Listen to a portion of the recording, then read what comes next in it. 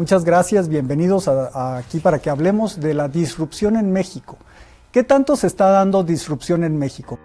En México, nosotros particularmente vemos la disrupción ocurriendo a un nivel de startups y a un nivel de desarrolladores. Es donde más vemos movimiento, vemos muchísimo movimiento, hay un ecosistema muy interesante y muy activo que está buscando resolver problemas de otra manera, ¿no? Porque al final la disrupción se trata de eso, es cómo resolvemos problemas de otra manera. Yo creo que necesitamos más gente que se sume a esto y sobre todo yo te diría, haría un llamado a las pymes y a las grandes empresas, ¿no? Porque ahí me parece que es donde podría haber una oportunidad grande de sumarse a este movimiento que ya empieza con las startups y los desarrolladores, ¿no? O sea, sí estamos viendo disrupción, pero no es tan notable como de que pronto llegue una empresa y sustituya al dominante. Ya nos está tocando ver el día de hoy empresas medianas, empresas grandes que están arrancando verdaderos ejercicios disruptivos. De hecho, un amigo con el que hemos trabajado ya bastante tiempo se encargó de hacer disrupción verdaderamente real en su industria aquí en México, y lo que dijo a mi juicio fue clave. Teníamos que dejar de pensar como una empresa tradicional y empezar a pensar como una startup. Entonces, en el momento en el que estas empresas medianas y estas empresas grandes empiezan a armar adentro de sí áreas de investigación, áreas que tienen libertad creativa para efectos de basarse en la experiencia de su cliente, es cuando empiezas a ver la disrupción. Otro tema que veo está la sintomatología alrededor de la necesidad de la disrupción. El día de hoy, cuando vas y platicas incluso con los clientes más estáticos de todos, te das cuenta que estos clientes están en una sensación de histeria.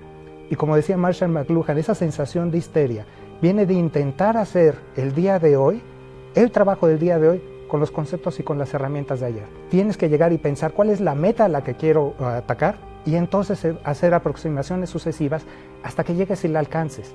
Piensa en grande y actúa en pequeño. Y eso es algo que ya me está tocando ver hasta en las empresas e instituciones más anquilosadas de México. Entonces se ve y yo lo estoy sintiendo. Yo lo que agregaría es que también antes pensábamos que la disrupción era algo que iba a venir de tu propio competidor, del que tenías enfrente, con el que veías todos los días. Una de las cosas que estamos viendo en Gentera y en el ecosistema emprendedor es que esta disrupción ya no va a venir de tu propia industria, ¿no? Las grandes disrupciones, las grandes innovaciones, curiosamente están llegando de manera transversal y de repente, pues tú tienes muy visto a tu competidor con el que te reúnes periódicamente para ver cómo están las cosas y de repente resulta que llega un nuevo jugador que no tiene nada que ver con tu mercado y que de una manera completamente distinta aborda el delivery del producto, del servicio que tú estás tratando de hacer, y eso en un momento u otro es un game changer, ¿no? Este tema de disrupción también tiene mucho que ver con el ecosistema y de las redes. O sea que el ecosistema de emprendedores es súper interesante desde el punto de vista de que son redes de startups ayudándose entre ellas. No es nada más un tema de, pues compito, sino que también es un tema de aprendo, de escojo un mentor, y de aprendo privadamente también mis propias competencias que a mí me están faltando. Por ejemplo, nosotros tenemos una estrategia de lanzar muchos cursos masivos, el concepto MOOC, que puede también ser una fuente de disrupción a todo el concepto de universidad como la conocemos. Sin embargo, estamos haciendo ese experimento porque son competencias que están necesitando nuestros alumnos para poder adquirir lo que necesitan, para conectarse con alguien más y crear algo de valor y algo que posiblemente pudiera hacer una disrupción, ¿no? ¿Cómo le hacemos para saber qué es lo que la gente está necesitando para innovar? Porque uno no innova porque se le ocurre algo, uno innova para resolver algo que está sucediendo en el mercado, ¿no? Mira, yo te diría que hay cosas tan básicas, ¿no? Como desde entender lo que la gente está buscando, ¿no? Particularmente Google, ¿no? Que es el lugar donde la gente te expresa lo que necesita, es justamente eso lo que está detrás de la herramienta.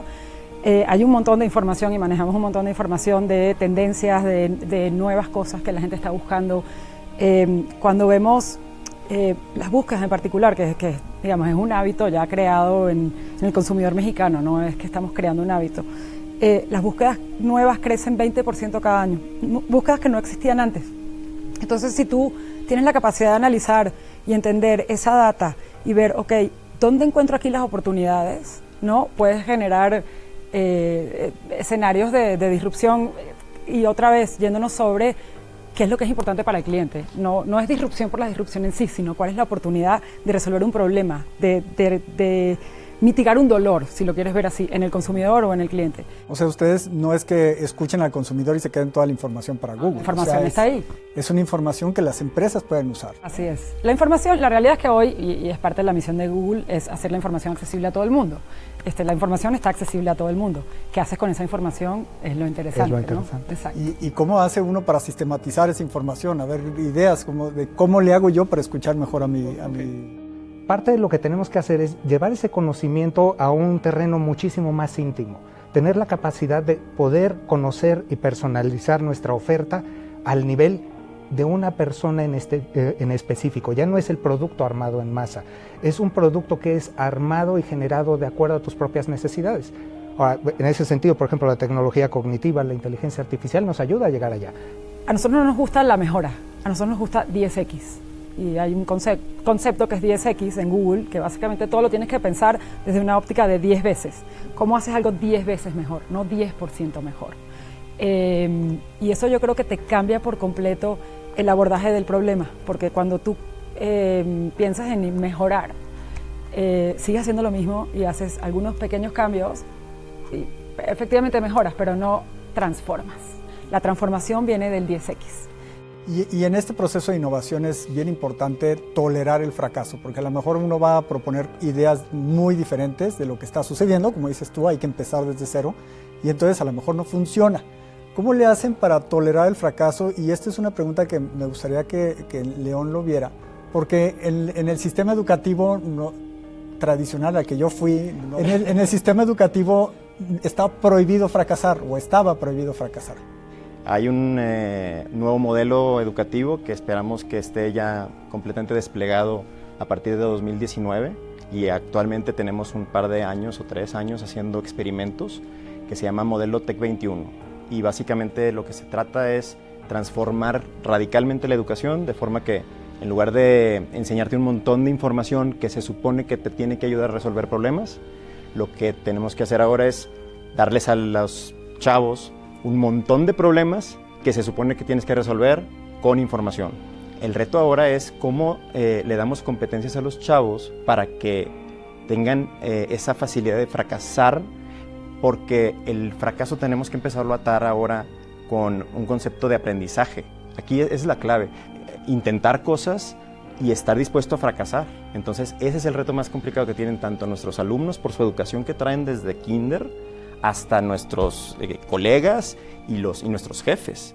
Y por el otro lado entender que los hábitos de consumo están cambiando muchísimo más rápido de lo que a veces muchas empresas quisieran aceptar, pues también vas a entender que al cliente que estás atendiendo hoy pues no va a ser el mismo cliente que vas a atender mañana. O no solo eso, el cliente lo que quiere hoy no va, que necesariamente va a querer lo mismo mañana, ¿no? Por eso nosotros tenemos una aspiración, y lo decía también Baltasar hace rato, oye, nosotros aspiramos a darle al cliente soluciones personalizadas muy de acuerdo a su momento de vida y a sus necesidades. Porque a lo mejor hoy que tiene 25 años no es lo mismo que mañana que tenga 40 y que ya tiene sus hijos. O sea, ese tipo de cosas en el mundo financiero, pues las empresas nos estamos dando, que se trata de, ya no es hice un producto y como antes, ¿no? El famoso ciclo de marketing, ¿no? Que iba creciendo el producto y se volvía la vaca. No, a ver, esto es rápido, ¿no? Entonces, a lo mejor lo que hoy te funciona, pues mañana puede cambiar totalmente el paradigma, pero en tanto estés cerca de ellos, vas a poder seguir siendo relevante para ellos. Ya, Daniel, dilo en las cámaras, ¿se vale fracasar cuando estás haciendo cosas en Gentera? Por supuesto. Te voy a poner un ejemplo. A nivel, en el trabajo diario, pues antes no estábamos muy acostumbrados a eso, pero hoy nos hemos dado cuenta que parte del aprendizaje, por ejemplo, del promotor, hay 16,000 personas de nosotros que están en el campo todos los días en México, ¿no? Entonces, esas personas, pues antes decíamos los capacitábamos y los mandábamos, ¿no? Hoy, en algunos momentos, nos hemos dado cuenta que los tienes que mandar a campo con alguien que tenga experiencia, ¿no? Para que se equivoquen con él, para que aprendan con él, ¿no? O sea, desde esas cosas tan sencillas, donde tu tolerancia, por ejemplo, antes la tolerancia de, no, pues en 3 meses te das cuenta si funciona o no. Hoy te das cuenta que su capacitación es de 6 meses. ¿Por qué? Pues porque lo que quieres es, oye, yo quiero que él sea relevante para mi cliente. Entonces, tienes que invertirle desde paciencia, desde humildad, desde recursos, ¿no? Y no necesariamente me refiero a que tienes que invertir millones y millones de pesos, que claro que lo haces, pero me refiero a estar cerca de él, porque aparte, incluso el promotor, el que está en campo, pues también tiene unas necesidades distintas al promotor que teníamos hace 20 años cuando empezó este negocio. El tema fracaso, bueno, ¿cómo le quitamos el peso negativo a la palabra fracaso? Porque en verdad fracaso es un input para un aprendizaje, eso es lo que es. Y cuando tú te piensas en modo prototipo y cualquier cosa que yo aprenda en este proceso es un input para para hacerlo lo que verdaderamente quiero hacer, resolver el problema verdadero, la mentalidad cambia, pero hay que empezar desde el abordaje de la palabra, porque la palabra tiene un peso negativo importante. Sí. Eso hay que reconocerlo. Tratando de aportar para ver el contraste de cómo pensamos normalmente en nuestra educación lo positivo es que yo me sepa todas las respuestas y que saque 10. Hoy el mundo no es así. Lo positivo hoy es que yo tenga la capacidad de fallar tantas veces para aprender todo lo que puedo aprender y que en el proceso no me muera. Y que una vez que entienda cómo es algo que a ti te puede ayudar, entonces le invierto los millones. Entonces es cuando consigo el capital y entonces cuando digo, esto ya sé que va a funcionar, pero porque ya hice un ejercicio de mucho tiempo, de muchas iteraciones, donde fui quitando incertidumbre y cada vez entiendo mejor a mi cliente y cada vez tengo menos probabilidad de fallar, ¿no? ¿Qué tendría que hacer, un director de empresa? ¿Decirle a toda la empresa vamos a innovar o tiene que agarrar un equipo de innovadores? Que hay que separar esto. Es un gran dilema. A mí lo que me ha tocado ver, por lo menos con los clientes que he tenido oportunidad de trabajar, los casos más exitosos han venido primordialmente del hecho de separar y aislar a un grupo dentro de la empresa y más bien conectar ese grupo con los clientes y darles la idea de que todo es posible. O sea, lo primero que tienes que hacer es romper las barreras con las que siempre te has enfrentado. Entonces, temas como presupuesto, temas como es que así no hacemos las cosas, no deben de estar en tu vocabulario. O sea, lo que tienes que hacer es pensar cuál es esa meta y ver qué es lo que necesitas hacer para efectos de llegar a esa meta. Y lo que me ha tocado ver es que, a menos de que seas una empresa muy organizada, en donde hay muy buenos ejercicios de endomarketing para vender estos conceptos, normalmente lo que más ha funcionado es cuando la disrupción viene de un grupo pequeño, se generan resultados y de esos resultados se convierte en parte de la cultura corporativa. ¿Qué tenemos que hacer para que haya un ambiente realmente innovador en México? ¿Qué falta? Perfectamente podríamos empezar a todos ver qué tenemos que hacer para hacer proyectos 10X, apoyados en tecnología exponencial, apoyados en un mercado global. Entonces, cuando yo empiezo a resolver problemas globales, problemas relevantes, todo cambia en la actitud de las personas. Dices, ¿cómo? Yo, mi empresa que somos 4 monos, queremos resolver un problema global y tenemos 1,000 millones de personas como clientes potenciales.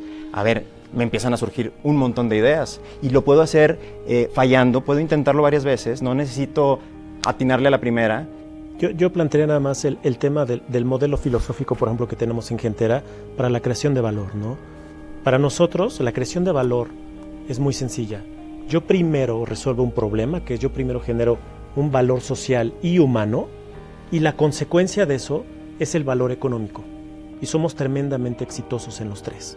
Entonces, si tú te fijas cuáles son los grandes emprendimientos, los grandes proyectos que están siendo exitosos en las últimas décadas, pues siguen un poco esa tónica. Oye, primero me preocupo por resolver algo, por ser relevante al cliente para algo, y después la consecuencia de eso pues, es sencilla.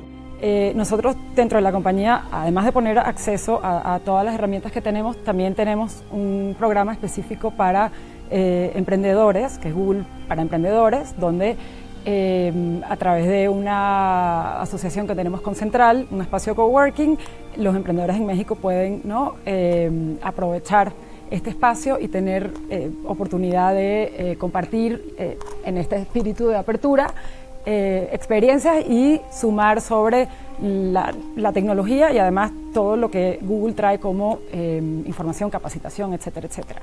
Parte de lo que tenemos que hacer es quitarnos esta mentalidad de que yo soy dueño de una cierta cantidad de propiedad intelectual o que yo voy a trepar a las gentes adentro de plataformas cerradas. Y el ejercicio que estamos haciendo el día de hoy a nivel de disrupción es nosotros estamos poniendo nuestra tecnología a la disposición de todo el mundo y la estamos compartiendo porque bajo una idea de fin común sabemos que va a haber mayor desarrollo, va a haber mayor inventiva a la hora de compartir esto y desarrollar nuevas cosas de ahí. Y sobre todo creo que ahí es en donde está la gran capacidad de México. El mensaje que de hecho le quiero pasar a todos los chavos allá afuera es no se crean el hecho de que en México no se hace tecnología. No se crean que no existe esa capacidad de inventiva. Entonces, tenemos que replantear la idea de fracaso, tenemos que replantear la idea de lo que es posible y tenemos que replantear la idea de propiedad. Los modelos antiguos ya no son válidos el día de hoy. Pues muchas gracias a estas personas tan innovadoras, y hablamos de empresas disruptivas y vemos que también que todas las empresas mexicanas pueden hacer disrupción. Muchas gracias.